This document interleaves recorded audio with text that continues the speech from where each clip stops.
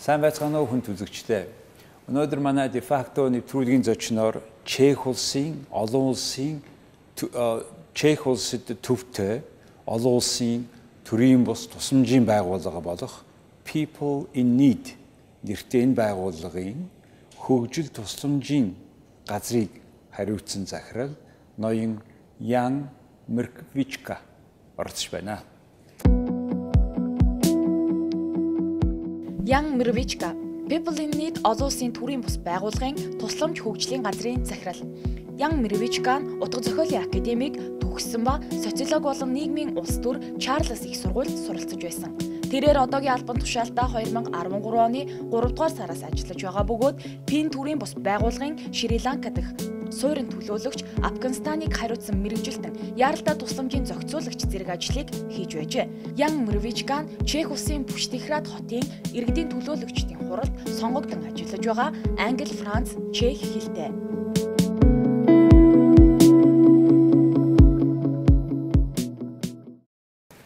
Good afternoon. Good afternoon. Please tell us about your organization. It's very interesting, looks like, and it's for many Mongolians, it's kind of new, though your organization is already working in Mongolia for several years. Please tell us about the organization. I work for People in Need. I'm director of Relief and Development Department of People in Need.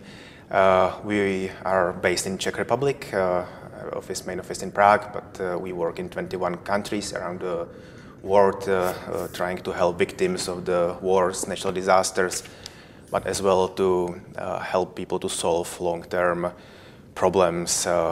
We are trying to fight against the poverty. Our biggest operation is in Syria, but we work in Africa, in Asia, many countries. In Mongolia, we started to work in 2009, responding to the zud. You said that in 21 countries, people in need, those who need, really are a lot in the world, in particular with the current political and situation. Unfortunately, it's getting even more.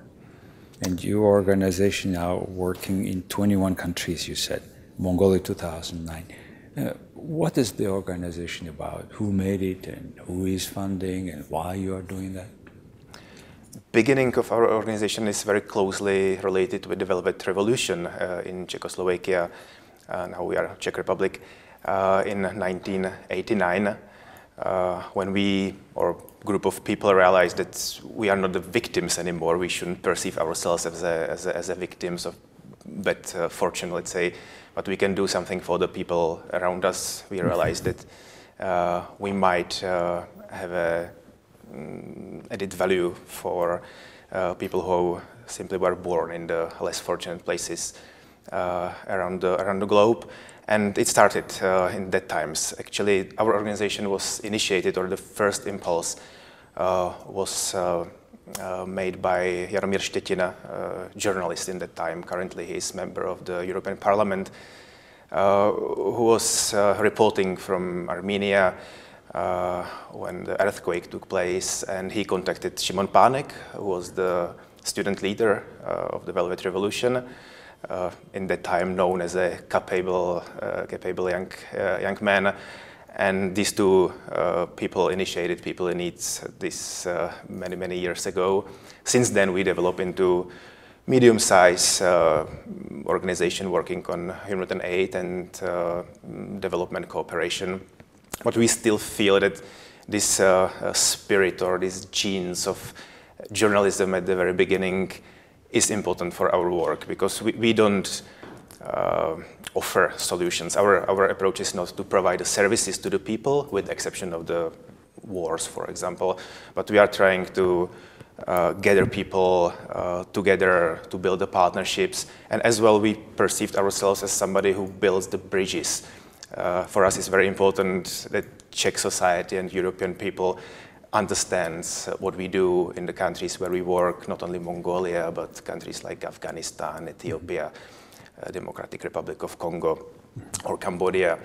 And in the same time that people in the countries where we work understand why we are here and what we are trying to do. And it is, I would say, the main vision is to build the partnerships and to support people to solve their problems themselves. Very interesting concept. You yourself have been working in Afghanistan, in Sri Lanka. Tell us about Afghanistan and what you have done there before we talk about Mongolia. I was there in 2002 and 2003, spent there 1 year, and it was the time after the fall, or everybody believed that it is the end of Taliban regime. Country in that stage was very optimistic, very basic services were being renewed or rebuilt after many years of war. So in that time we help refugees or IDPs to come back to their places of origin. We help them to reestablish their houses, livelihoods. We are building schools for the children, and then progressively we started to develop more sophisticated programs. So, for example, now we cooperate with the government on the improvement of the quality of the agriculture education and many other things. For me personally, it was the first overseas experience. Before that, I was only traveling to the countries like Mongolia. For example, I visited Mongolia in 1999 as a backpacker. I spent 11 days on horses around Chhovsgal Lake.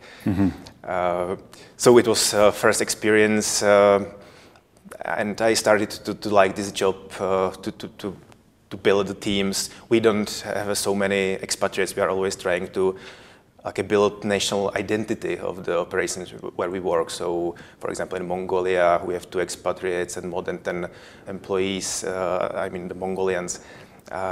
In Afghanistan, now it is like 100 people working for people in need.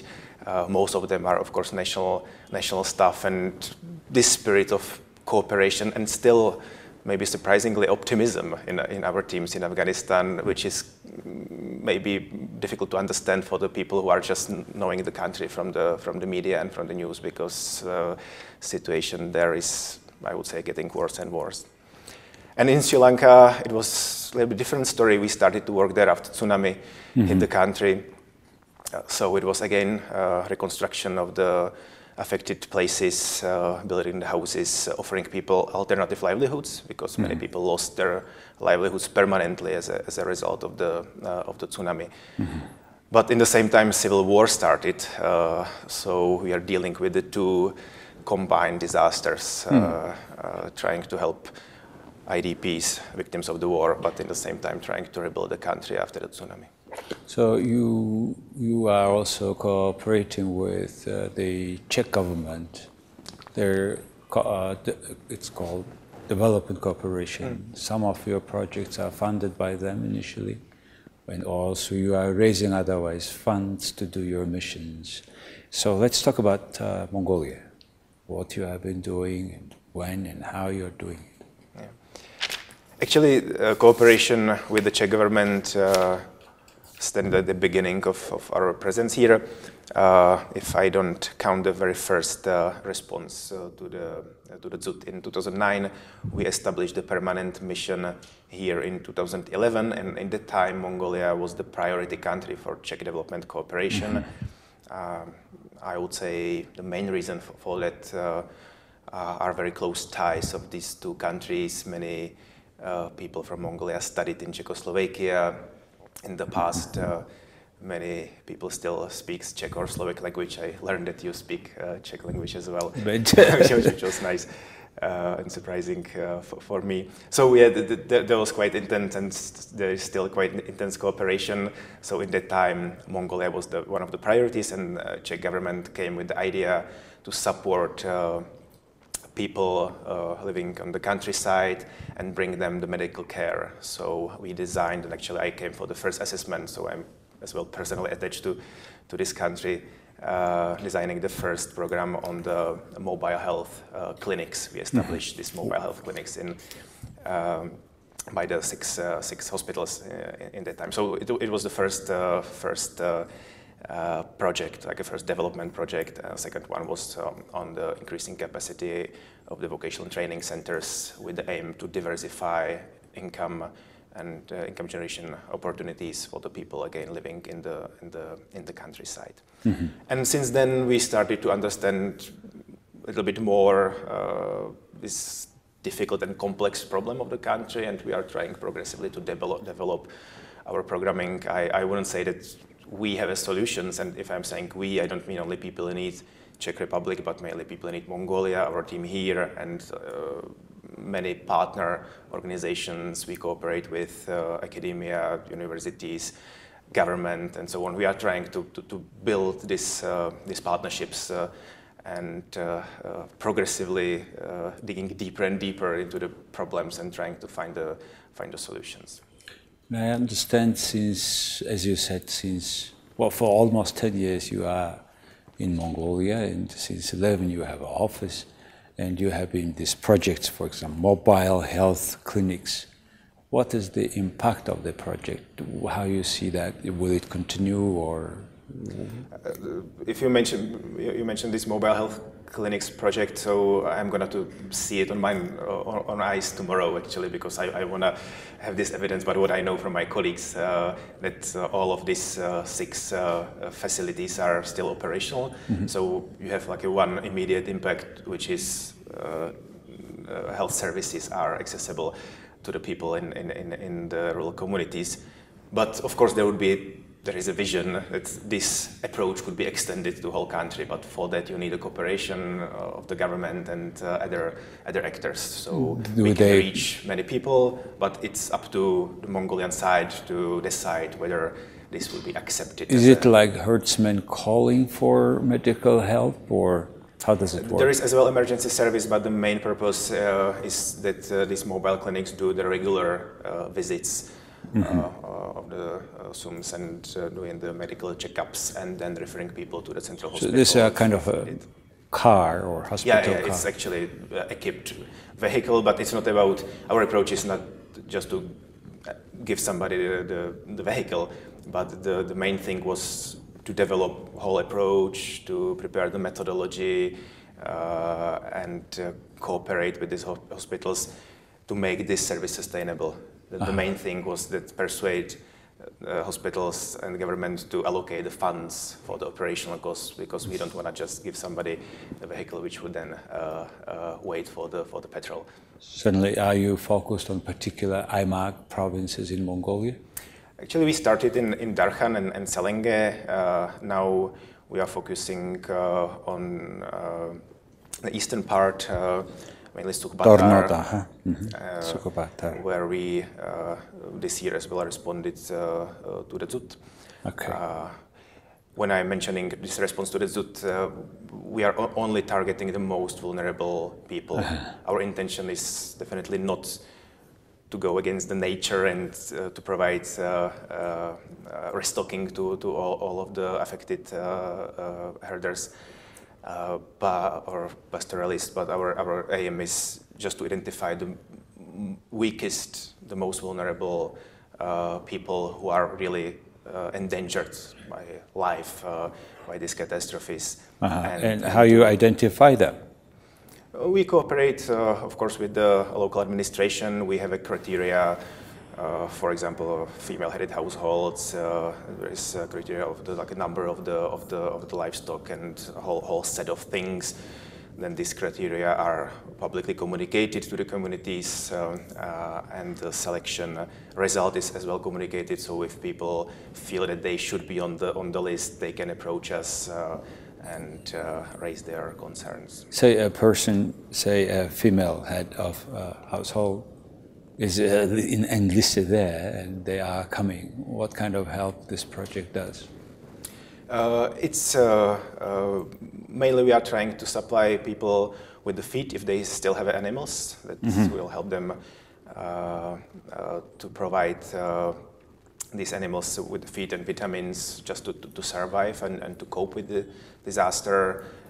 If people are the most vulnerable one without the livestock or who lost all the livestock, they are getting cash assistance, just to not to be in debt, not to be forced to take loans and be able to cope with the disaster. But our main focus, I would say, like the long-term one, is to strengthen the resilience of the people. We know that we are by this response only responding to the catastrophe or disaster which is coming quite regularly. So we would really like to achieve, and we are working on that already, is to strengthen the resilience, to help people to react on time, to be prepared for zuds. For example, we extended the SMS service that people are receiving information about the weather, which is helping them to make right decisions and not to increase the risk. But part of this is as well diversification of the income opportunities. And so like how they would diversify other than herds, or we are trying to support cooperatives, and I personally believe that like the key is processing. It's like to process as many of the products as possible. So yeah, basically it's cooperation with the cooperatives which already exist. It's linking them to the governmental services which are there. It's the capacity building of the government employees to be able to provide these services to the pastoralists. Can you tell some in terms of financial volume, how much altogether is spent in Mongolia? I know your organization has some about $70 million a year kind of budget spending for all these countries. Our current annual budget as People in Need is 80 million euro per year. Our current portfolio of the projects in Mongolia is about $2 million mostly funded by the European Union. 1/4 probably would be funded by Czech Development Cooperation, and some portion is as well funded by the people from Czech Republic who contributes to the regular public collections. And this is what I mentioned at the beginning when I talk about the building of the bridges and the communication. So it's not only about that we are collecting the money from the Czech Republic, but as well sending them feedback, providing them with the information about problems in Mongolia, but not only about the problems, but as well about the people here, about what people in Mongolia are trying to do and how we are supporting them. Indeed, in particular, when Mongolia is not now anymore in the priority list country of Czech Republic, then you are kind of continuing that mission through your organization as an NGO, international NGO, and those who had benefited from this sort of approach, at least learning, you were saving them in difficult time, learning about living a better way, and you help them, and it's indeed, I think, a great mission for the country. I believe that, unfortunately, government had to reduce the number of the priority countries, and the fact that Mongolia is now middle-income country was one of the arguments to abandon official cooperation. But for me, it shouldn't be only about the governments. I think that the cooperation of the civil society actors and this facilitated relationship between the people is maybe more important than the official governmental cooperation. But now we are kind of the envoys of the Czech people in Mongolia. You have many businessmen as well interested. We have an embassy here, but I believe that we play quite important role as People in Need in providing or supporting this relationship between countries. How deeply you have been working with your ambassadors in Mongolia for all of the years? All the time we are in very close relationship. We are in touch every month, discussing not only our programs, but as well seeking for the other opportunities, because development assistance can be as well the initial point or the trigger for the business cooperation, which is something which could be beneficial for both sides. So I would say we are close partners with the Czech embassy. We have several thousand Mongolians still working in Czech Republic, in textile industry and other industry, mostly leather. There is a strong connection still, and we have also Czech people working here in Mongolia, either businesses or NGOs like yours. How do you see overall, from your perspective, the relations between two countries? I think that despite geographical distance, we have many similarities. It's partly the history. We were under influence of Czech Republic or Czechoslovakia, and that time was occupied by Soviet Union. We get independence just in the same period as Mongolia. We are both relatively small, landlocked countries. We have 10 million inhabitants. You have a little bit less, but you are bigger geographically. And we are in the similar situation that we are surrounded by much like a bigger and stronger economies. I think that one of the main topic for Mongolia, which is influence and interest of China, is very high on the agenda in Czech Republic as well. So I believe that we have similarities and we can somehow understand each other maybe better than big players understand us. You have been obviously yourself a schoolboy when the whole Velvet Revolution happened in your country, after in Mongolia. I was at that time in Prague. I was also kind of participating in all this movement and speaking at the university there. There was a time when we demanded to free Václav Havel, who became later on the president of the country. So we had also similar changes. Now, after say 20, almost 30 years since that, how do you see, are you as a young man who is already working internationally, are you satisfied with the current situation of the economy in the Czech Republic? I was 12 years old in the time of the Velvet Revolution, and you probably met Šimon Pánek, our CEO, in the time of the revolution, because he was 22 and he was one of the student leaders. And so you might maybe... International Union of Students, where I was working, have been very closely coordinating activities with those students. So you probably met in that... Probably. But I'm happy that I experienced and I still remember times before the Velvet Revolution, because many people in Czech Republic now feel some sentiment for the old times, but I don't remember these times as a nice times. There was a barbed wire around the country. It was illegal to talk freely. It was illegal to travel. I'm not talking about the accessibility to the services and goods. There was actually nothing available. Yeah, people got to secure jobs, and there was no major poverty in the times, so everybody could eat. But I think it wasn't somehow enough, and I still perceive a result of the occupation by the Soviet Union in 1968 as an event which destroyed lives of my parents. They simply lost almost their own lives. So definitely I cannot be unhappy about freedom we got.